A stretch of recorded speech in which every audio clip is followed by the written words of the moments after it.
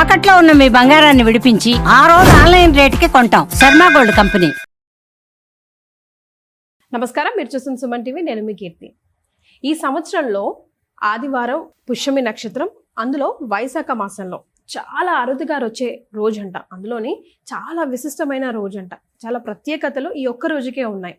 అయితే ఈ రోజు మరి ఎలాంటి పూజలు చేయాలి, ఎవరెవరిని ఆరాధించాలి, ఏ వస్తువులతో ఆరాధించాలి, ఏ సమయాల్లో ఆరాధించాలి, ఎందుకు ఆరాధించాలి, తద్వారా మనందరికీ లభించే ఫలితం చాలా చాలా అరుదుగా వచ్చే ఈ రోజుని సద్వినియోగం చేసుకుంటే అనంతంగా ఫలితం లభిస్తుంది అంటున్నారు ప్రముఖ ఆస్ట్రాలజర్ బ్రహ్మశ్రీ నందిబట్ల శ్రీహరి శర్మ గురుగారు. స్వయాన వారే మనతో పాటు ఉన్నారు కాబట్టి గురుగారిని అడిగి తెలుసుకుందాం. నమస్తే గురుగారు. వాగర్థావివ సంపృక్తౌ వాగర్థ ప్రతిపత్తయే జగతః పితరౌ వందే పార్వతీ పరమేశ్వరౌ.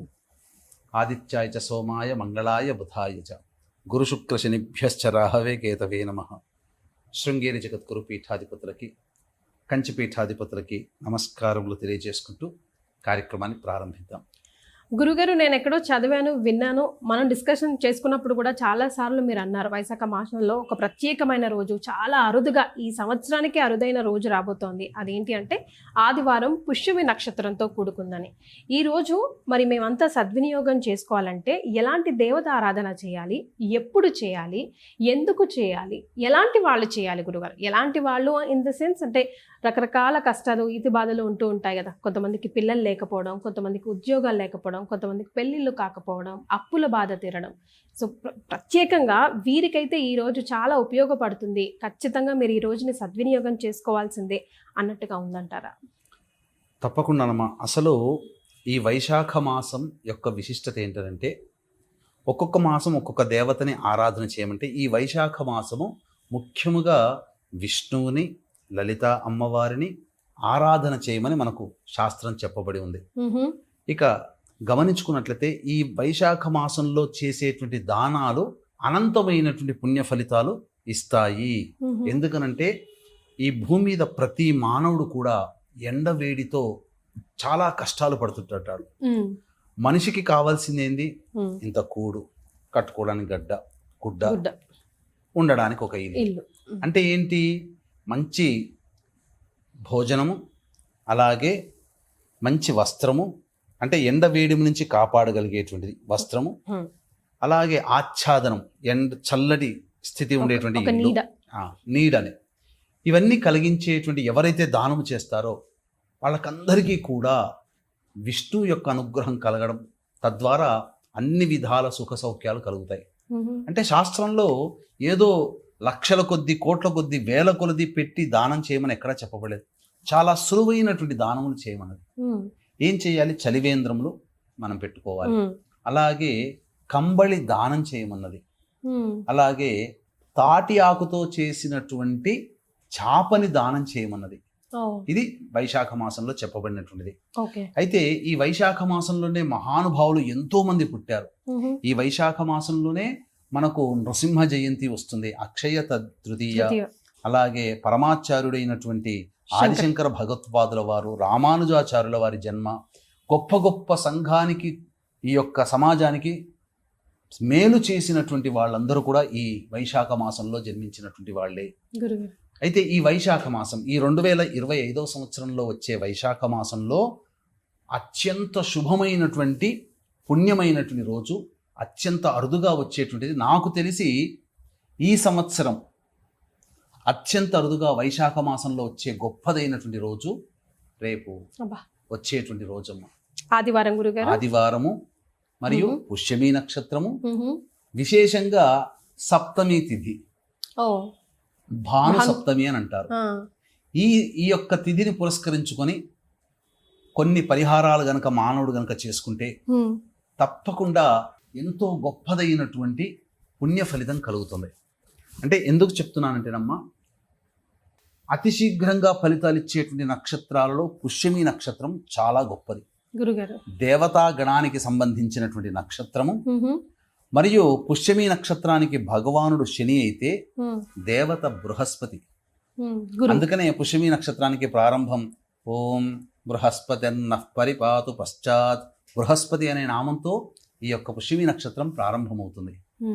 ఈ పుష్యమి నక్షత్రానికి ఉన్నటువంటి గొప్ప విశిష్టత ఏంటంటే పోషించేది.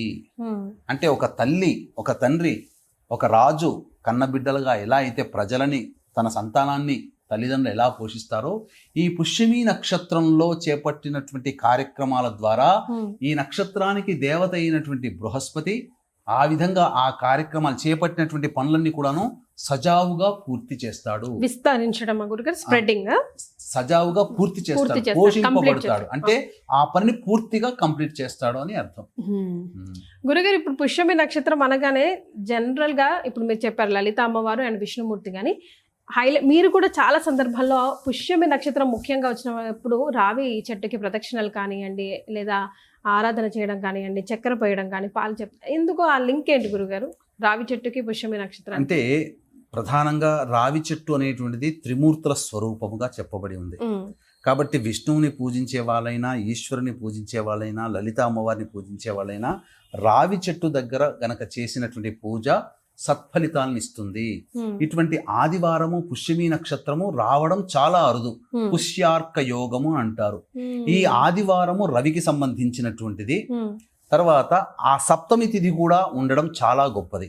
కాబట్టి ఈ రోజున చేసేటువంటి పూజ కానీ, జపం కానీ రావి చెట్టు దగ్గర చేసిన, రావి చెట్టు చుట్టూ నారాయణాయ నమః అంటూ 27 ప్రదక్షిణలు చేసిన, లేదా శివనామ జపం చేసుకుంటూ శివాయ నమః అంటూ 27 ప్రదక్షిణలు చేసి శివాష్టోత్తరమో, లలితా సహస్రనామమో, లేకపోతే ఈ సంబంధించినటువంటి విష్ణు సహస్రనామము గనక పారాయణం చేసినట్లయితే అనంతమైనటువంటి ఫలితాన్ని కలగచేస్తుంది. ముఖ్యంగా ఈరోజు చేసేటువంటి పని అతి శీఘ్రంగా నెరవేరుతుంది.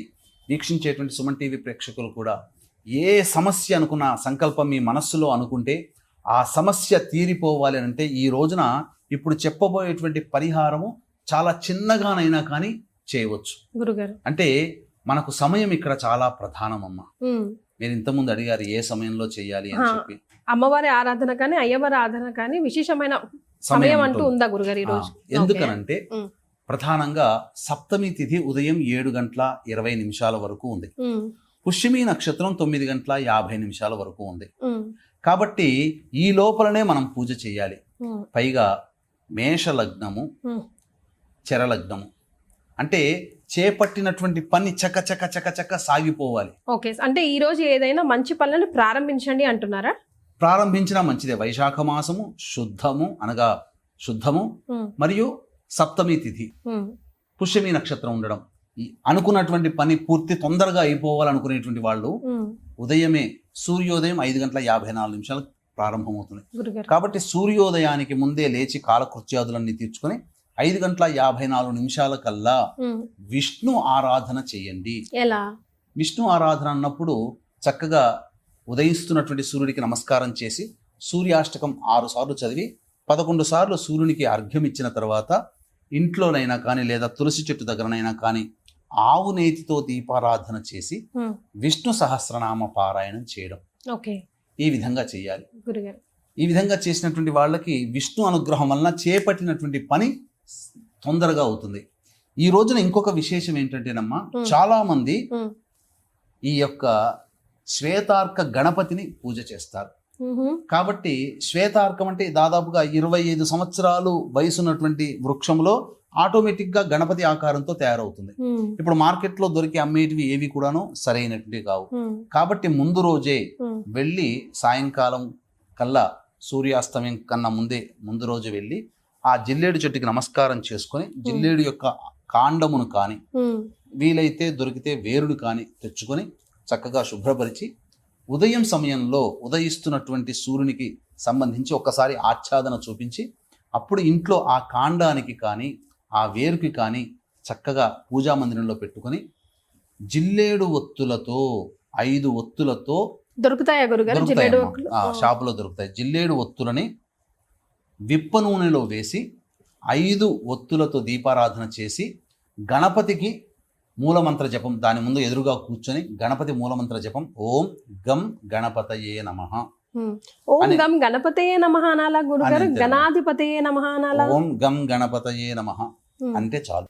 ఈ విధంగా 1008 సార్లు చేసి చక్కగా జపం చేసి మనస్సులో ఓం గం గణపతయే నమః అనుకుంటూ ఆవు పాలతో చక్కగా అభిషేకం ఆ వేరుకు కానీ లేకపోతే కాండానికి కానీ చేసి తదనంతరం ఆ ఇంట్లో స్థిర లగ్నం ఎప్పటి నుంచి 6:30 నుంచి 8:30 వరకు ఉంటుంది వృషభ ఉదయం. లగ్నం. కానీ 7:20 వరకు మాత్రమే సప్తమి తిథి ఉన్నటువంటి కారణం చేత అప్పుడు మీరు ఆ సమయంలో 7:20 లోపల 6:30 నుంచి 7:20 లోపల ఈ సంబంధించినటువంటి చెప్పబడినటువంటి వినాయకుడి సంబంధించినటువంటి శ్వేతార్కం ఉంది కదా, ఆ పూజ అప్పుడు చేసుకోవాలి. ఓకే. చేసుకొని ఇంట్లో పూజా మందిరంలో కానీ పెట్టినట్లయితే ఆ గణపతి స్థిరంగా ఆ ఇంట్లో ఉంటాడు. అంటే చరలగ్నంలో సంపాదించి పెట్టుకొని తెచ్చుకున్నటువంటిది మూలమంత్ర జపం అప్పుడు చేసి 5:54 నుంచి 6:34 వరకు ఓం గం గణపతయే నమః అనేటువంటి నామాన్ని జపం చేసి అప్పుడు 6:30 నుంచి 7:20 మధ్య కాలంలో ఆ వేరుకి ఆ శ్వేతార్క అనగా జిల్లేడు చెట్టు తెల్ల జిల్లేడు కూడా కాదు, తెల్ల జిల్లేడు వేరుకు కానీ కాండానికి కానీ పూజ చేసి లేదా శ్వేతార్క గణపతి దొరికితే ఆ గణపతికైనా కానీ అభిషేకము పూజ అర్చన చేసి 7:20 లోపల పూజా మందిరంలో స్థాపితం గనక చేసుకుంటే ఆ ఇంట్లో లక్ష్మీదేవి స్థిరంగా ఉంటుంది. ఇక ఆ రోజు నుంచి ఆ మానవుడు చేపట్టినటువంటి పనులకి ఎటువంటి ఆటంకాలు ఉండవు. ముఖ్యంగా ఇటువంటి ఆదివారము అమావాస్య సరే ఇవన్నీ మాకు దొరకవండి, సాధారణంగా మేము చేసుకునేటుంటాం, పూజ చేసుకుంటాం అనేటువంటి వాళ్ళు కూడాను ఏ విధంగా పూజ చేయొచ్చు? ఈ రోజున లలిత అమ్మవారిని పూజ చేయొచ్చు. ఏ విధంగా పూజ చేయాలి? అలాగే చెప్తానమ్మా. లలిత అమ్మవారిని అలాగే ఈ సంబంధించినటువంటి ఈశ్వరుని కూడా ఆరాధన చేయొచ్చు. వీక్షించేటువంటి ప్రేక్షకులకి గమనిక, ఈ యొక్క వైశాఖ పౌర్ణమి పితృదేవతలకి మోక్షాన్ని ప్రసాదించేది. మోక్షాన్ని పొందని ఆత్మలు మీ కుటుంబంలో అంటే ఉన్నాయనుకోండి, ఎలా గుర్తుపట్టుకోవాలి? తండ్రి వైపు 6 తరాలు లేదా భర్త వైపు 6 తరాలు, తల్లి వైపు 3 తరాలు లేదా భార్య వైపు 3 తరాల్లో దుర్మరణాలు అంటే road accident, fire accident, suicide attempt, నదిలో బావిలో పడి చనిపోవడం, ఇంట్లోంచి వెళ్ళిపోవడం, లివర్ ఫెయిల్యూర్, కిడ్నీ ఫెయిల్యూర్, క్యాన్సర్తో చనిపోవడం, 60 సంవత్సరాల లోపల కుటుంబ సభ్యులు ఏ విధంగా మరణించినా, అసలు కుటుంబంలో పిండ ప్రదానాలు చేయకపోయినా, వీటి వల్ల కుటుంబంలో స్త్రీ శాపము, గురు శాపము, పితృశాపము, దైవ శాపము, సర్పశాపాలు అనేటువంటివి కలుగుతాయి. దీని ప్రభావం వల్ల కుటుంబంలో వ్యక్తులకి వివాహాలు కాకపోవడం, దాంపత్యం సరిగ్గా ఉండకపోవడం, సంతానం కలగకపోవడం, ఒకప్పుడు గొప్పగా బతికి పూర్తిగా నష్టపోతారు. జీవితంలో అన్నీ నష్టపోతుంటుంటారు. ప్రతిదీ కూడా సమస్యగా ఉంటుంది. కాబట్టి ఇటువంటివి మీ కుటుంబంలో మీ లక్షణాలు ఉన్నాయంటే, ముఖ్యంగా పిల్లలు జూదము లాంటి సమస్యలతో బాధపడుతుంటారు, అంటే బెట్టింగ్ వ్యాపారాల్లో మునిగిపోతుంటుంటారు, డబ్బుని అనేక కారణాలుగా నష్టపోతుంటారు. ఇటువంటి సమస్యలు కనుక ఉంటే అవి సమస్యల నివారణకి వైశాఖ పౌర్ణమి సందర్భంగా ఈ యొక్క పితృదోషము, స్త్రీ శాపము, గురు శాపము, దైవ శాపం, సర్పశాప నివృత్తికి పూజ హోమాది కార్యక్రమాలన్నింటినీ జరిపించడం జరుగుతుంది. 10వ తారీఖు లోపల మీరు నమోదు చేసుకోవచ్చు. ఇప్పుడు ప్రతి వృత్తిలో మంచి చెడు ఉన్నట్టుగానే ఈ యొక్క పూజల పేరిట చాలామంది అంటే ఉన్నవే 27 నక్షత్రాలు. ఆ 27 నక్షత్రాల్లో కొన్ని నక్షత్రాల్లో పుడితే నక్షత్ర జనన దోషము, నక్షత్ర జనన శాంతి చేయించుకోవాలి. కానీ ఈ ఉన్న 27 నక్షత్రాల్లో 19 నక్షత్రాల్లో పుట్టడం వల్ల స్త్రీ శాపము, పితృశాపాలు, సర్పశాపాలు ఉంటున్నాయని చెప్పి భయభ్రాంతులకి గురి చేస్తున్నారు. పైగా ఈ పూజ 3 నుంచి 4 గంటలు జరపాల్సినటువంటి పూజ నామమాత్రముగా పురాణోక్తముగా ఒక్క బ్రాహ్మణుని పెట్టి 45 లేదా 1 గంటలో ఆ పూజ చేయించి మమ అనిపిస్తున్నారు. కాబట్టి మోసం చేసేవాళ్ళు ఎంతమంది ఎప్పుడూ ఉన్నప్పటికీ కూడా మోసపోకుండా ఉండడమే మన కర్తవ్యం. కాబట్టి నిజాయితీగా జరిపించేటువంటి కార్యక్రమంలో 2013 నుంచి ఈ కార్యక్రమాలు జరిపిస్తున్నాం. అవకాశం ఉన్న వాళ్ళు కార్యక్రమ తదనంతరం కాంటాక్ట్ చేసి అటువంటి 19 నక్షత్రాల్లో పుడితే దోషం అని చెప్పి భయభ్రాంతులకు గురి చేసే వాళ్ళ బారిన పడకుండా చక్కగా చెప్పిన లక్షణాలు ఉంటే అది నిజమని నమ్మి కార్యక్రమంలో పాల్గొనే ప్రయత్నం చేయండి. 12వ తారీఖు రోజున పౌర్ణమి రోజున చేసి సముద్ర స్నానం చేయడం ద్వారా పితృదోషాలు తొలగిపోతాయి. ఇక లలిత అమ్మవారికి సంబంధించి చెప్పాం కదమ్మా, ఉదయమే కాలకృత్యాదులు తీర్చుకొని 5:54 సూర్యోదయం అవుతుంది.